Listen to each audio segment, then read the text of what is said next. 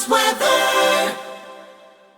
The Rich Thomas Weather Network, brought to you by these fine sponsors. Hear Rich's forecast hourly on these Blue Water Broadcasting radio stations. Hey, good morning, everybody. Happy Friday. It is the 8th day of September. Time as I make this is 3:12 a.m., a little earlier than usual because of the logistics of what I have to do this morning to get out of here and get to the airport and get on a flight. More on that in just a moment. All right, so the biggest story in the world of weather today is Hurricane Lee. More about explosive, monster, historic Hurricane Lee in just a moment. First, let's talk about our weather.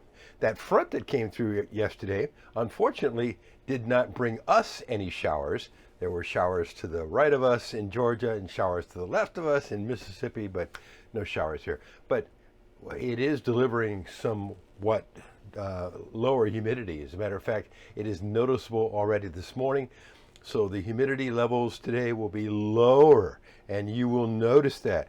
Instead of a dew point around 70, 72, we'll have dew points closer to 60. And of course, as you know, in the summertime, the temperature is not important, and the most important number is the dew point, and that's the only number that's important in the summertime in this part of the world. And when the dew point goes down, everybody's happy.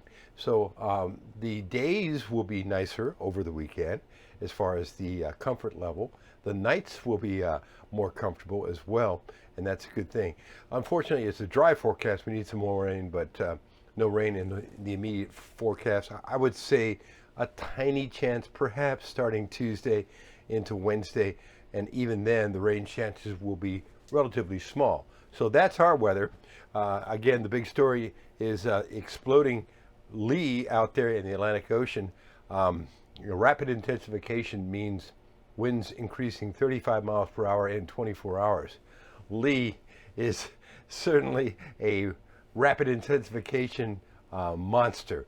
This is a historic storm. 2 days ago when I was standing here, it was a 65 mile an hour tropical storm. Yesterday morning, it was a 105 mile an hour storm. Last night at 11 o'clock, it reached 160 miles per hour, category 5. And the new update from the National Hurricane Center will be below. It's not out yet as I record this part, as I record this little video, but it will be in the blog section below before I head to the airport. All right. And by the way, I'm going to a weather conference with about 300-400 meteorologists, and not just broadcast meteorologists, all kinds of meteorologists from around the country. We'll be in Kansas City, Missouri. I'm sure the subject of Hurricane Lee will certainly come up because this is a piece of history. And by the way, the future of Lee is unknown. It will go through several fluctuations in intensity. When it gets, excuse me, this strong, it can't remain this strong forever.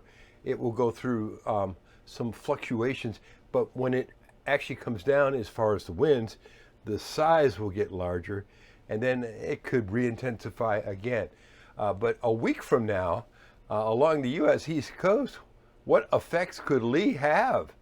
There are some models that actually bring Lee very close, if not on the shore of the eastern U.S. Most keep it offshore.